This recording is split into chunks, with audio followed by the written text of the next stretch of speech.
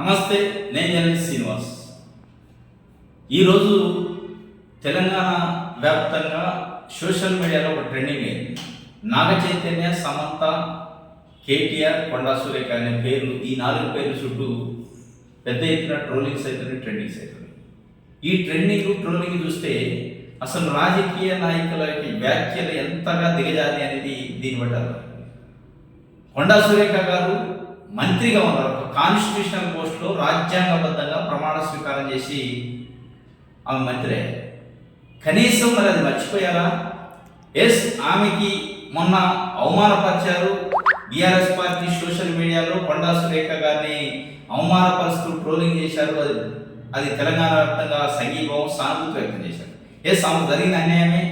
ఆమెని ట్రోలింగ్ చేయటం ముమ్మాటికి తప్పున్నారే, దాంట్లో ఇక రెండో మాటలు.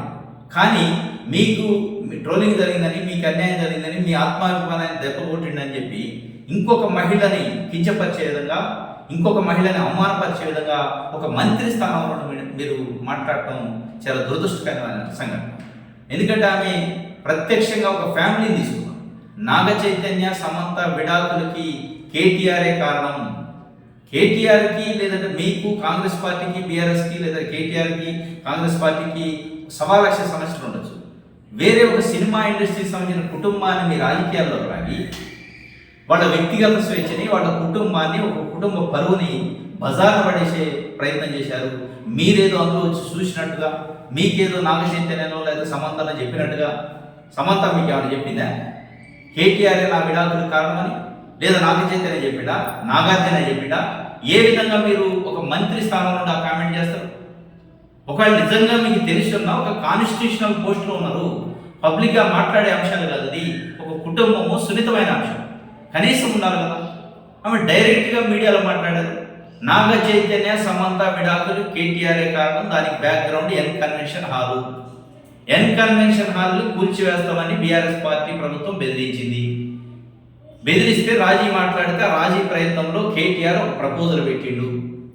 ఆ ప్రపోజల్ విషయం వల్లనే ఇటు నాగ చైతన్యకి, సమంతకి విడాకులైంది. నాగ చైతన్య, నాగార్జున గారి నాగార్జున కలిసి సమంత పైన ఒత్తిడి తెచ్చారు, కేటీఆర్ తెచ్చిన ప్రపోజల్ని అగ్రీ చేయించడానికి. ఎందుకంటే నా ప్రపోజల్ చెప్పలేదు నోటితో. ఆమె అంటే ఉండొచ్చు, కానీ అది జర్నలిస్ట్గా ఆమె నోటితో నన్న మాటలు మనం మాట్లాడే పరిస్థితి కూడా లేదు. చాలా దురదృష్టకరం. ఆ కేటీఆర్ చేసిన ప్రపోజల్కి ఆమెను ఒప్పించడానికి ప్రయత్నం చేస్తే ఆమె ఒప్పుకోలేదు కాబట్టి విడాకులు ఇచ్చారు, ఎల్లగొట్టారు ఇంట్లో వచ్చని ఆమె మాట్లాడారు. ఎంత దౌర్భాగ్యమైన పరిస్థితి! ఎటుపోతున్న రాజకీయాలు. మీకు బీఆర్ఎస్ పార్టీకి, మీకు కేటీఆర్కి 100 సమస్యలు ఉండొచ్చు, 1,00,000 సమస్యలు ఉండొచ్చు. మీరు కేటీఆర్ ఫ్యామిలీ అన్నట్టు అవసరం అయితే వేరే థర్డ్ పార్టీని తీసుకొచ్చి మీరు ఎందుకు ఇన్వాల్వ్ చేస్తారు? కేటీఆర్ని విధానపరంగా విమర్శించండి, పార్టీ పరంగా, రాజకీయ పరంగా 100 విమర్శలు చేసుకోండి. కానీ సినిమా ఇండస్ట్రీకి సంబంధించిన ఒక కుటుంబాన్ని మీ రాజకీయాలలో లాగి అవమానపరిచే విధంగా తోటి మహిళని, తోటి మీలాంటి కుటుంబాన్ని అవమానపరిచే విధంగా ఒక మంత్రి పోస్టులో మాట్లాడడం దురదృష్టకరం. ఇది ముమ్మాటికి ఖండించదగ్గ విషయం. దీన్ని ఎట్టి పరిస్థితుల్లో ఏ పార్టీ అయినప్పటికీ ఖండించకుండా ఉండటానికి వీల్లేదు. అసలు ఆ మాటలు అనటానికి అనుమతి కావట్లేదు ఆమె చెప్పిన మాట. కాబట్టి ఇది పద్ధతి కాదు. రాజకీయ నాయకులు సంయమనం పాటించాలి. రాజకీయ నాయకులకి థింకింగ్ ఉండాలి, సహనం ఉండాలి.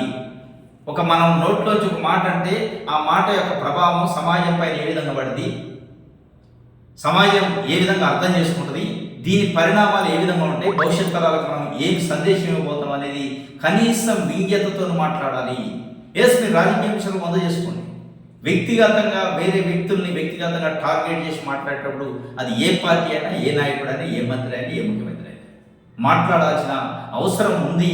ఇది తెలంగాణ కల్చర్, తెలంగాణ నేర్చుకోవాల్సిన అవసరం. కానీ మంట కలిసిపోతుంది. రాజకీయ నాయకుల వ్యాఖ్యల వల్ల విలువల మంట కలుస్తుంది. కాబట్టి దయచేసి అర్థం చేసుకోవాలి. రాజకీయ నాయకులు మాట్లాడేటప్పుడు, వ్యక్తిగత విషయాలకు పోయేటప్పుడు చాలా సున్నితంగా వ్యవహరించాల్సిన అవసరం ఉందనేది తెలంగాణ సమాజం మాట్లాడుతుంది. కాబట్టి ఆలోచన చేసుకోవాలి రాజకీయ నాయకులు, అన్ని పార్టీల వాళ్ళు. ఇది ఈరోజు జరిగిన అప్డేట్.